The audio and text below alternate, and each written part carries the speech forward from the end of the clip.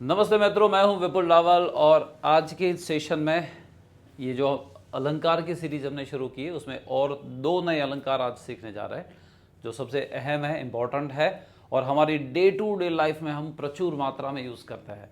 उससे सबसे पहला है वो पर्सोनिफिकेशन। पर्सोनिफिकेशन का मीनिंग होता है कि सजीवारोपण अलंकार, किसी निर्जीव के अंदर हम सजीव के बिहेवियर को डालते हैं, उसे एक सजीव की तरह बिहेव करता हुआ निरूपित करते हैं। जैसे कि यहाँ पे एक है जो मैंने कुछ न्यूज़पेपर कटिंग से लिया हुआ है जो आपको बहुत ही हेल्पफुल होगा, क्योंकि यही लैंग्वेज आप न्यूज़पेपर के अंदर, मूवी के डायलॉग के अंदर फेस करते हो ना, कि भाई economy is catching its breath after months of rapid growth. Economy ने इतने महीनों की त्वरित ग्रोथ के बाद उसकी सांस को अभी थमवा दिया है। इसका मीनिंग अभी थोड़ी रुकी है। तो सांस को रोकना एक इंसान करता है, इकोनॉमी को इंसान नहीं है, लेकिन आप उस भाव को यहां प्रकट करने की कोशिश कर रहे हैं, उस विविड इमेज को क्रिएट करने के लिए।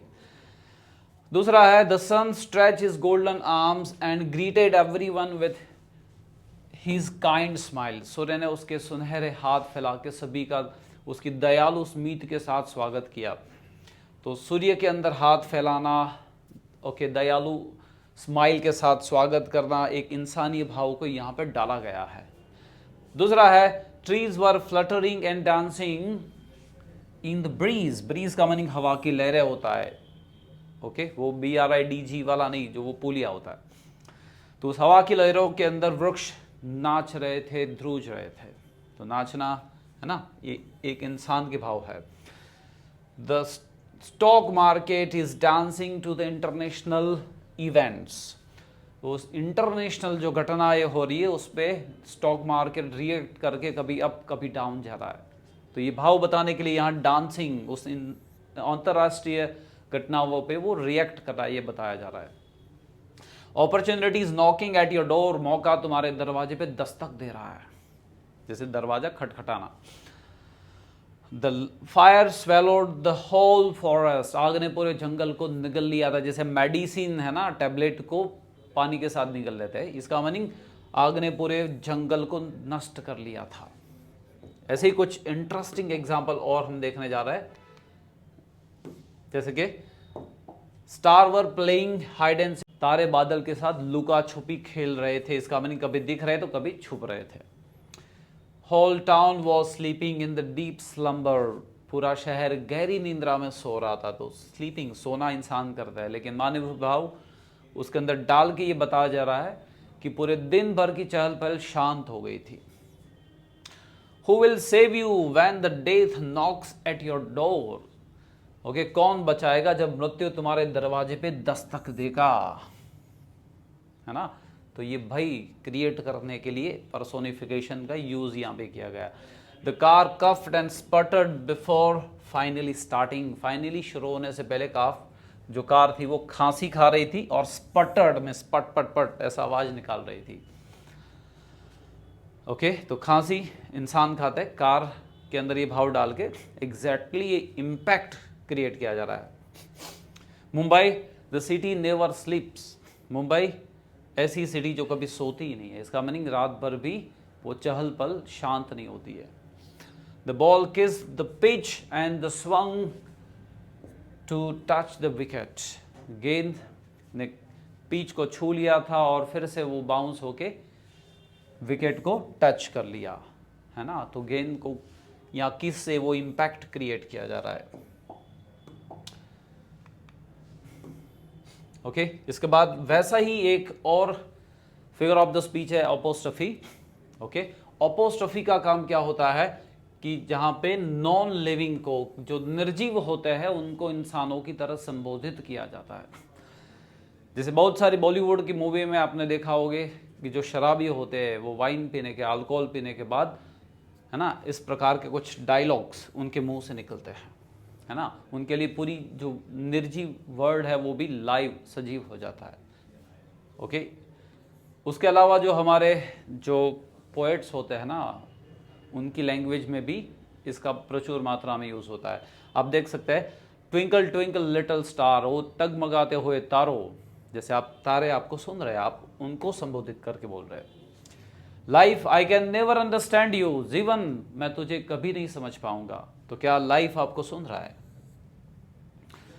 Why don't you work you stupid bike, अगर आप कोई इंपॉर्टेंट काम पे निकले और आपका बाइक ब्रेक डाउन हो जाता है तो आप उसे बैंग करके कहोगे ना, ये मूर्ख बाइक तू काम क्यों नहीं कर रहा है? तो क्या बाइक आपको सुन रहा है? लेकिन वो एक डायलॉग की लैंग्वेज है जो हमारी रूटीन में हम बहुत यूज करते हैं।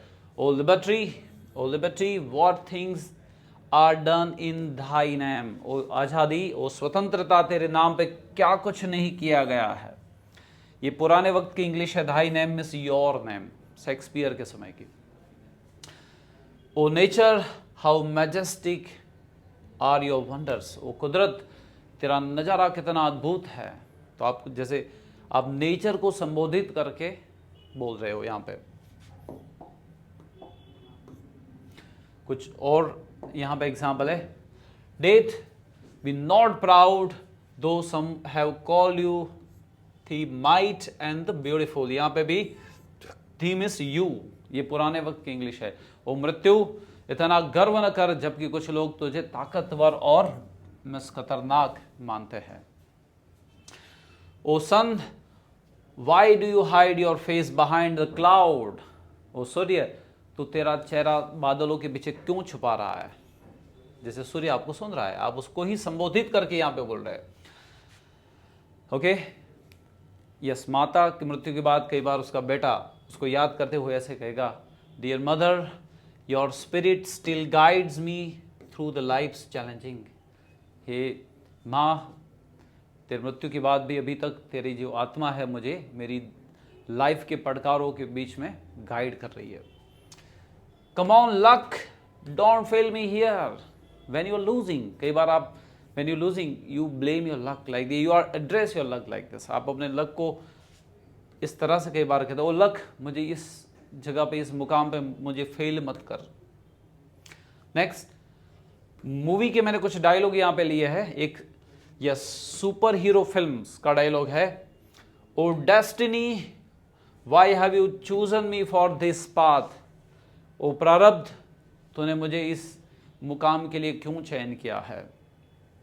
एक और फिल्म है फैंटेसी फिल्म है ना, उसके अंदर ये डायलॉग है, ओ स्वॉर्ड ऑफ जस्टिस, ओ न्याय के तलवार, गाइड माई हैंड्स, मेरे इस हाथ को तू निर्देशित कर। तो यहाँ मैंने बहुत सारे प्रैक्टिकल एग्जाम्पल के जरिए इस फिगर ऑफ स्पीच के दो टॉपिक को बहुत ही इंटरेस्टिंग बनाने की कोशिश की है और उसे और भी आपके लिए सहज और सरल और इंटरेस्टिंग बनाने की कोशिश की है। Thank you for watching.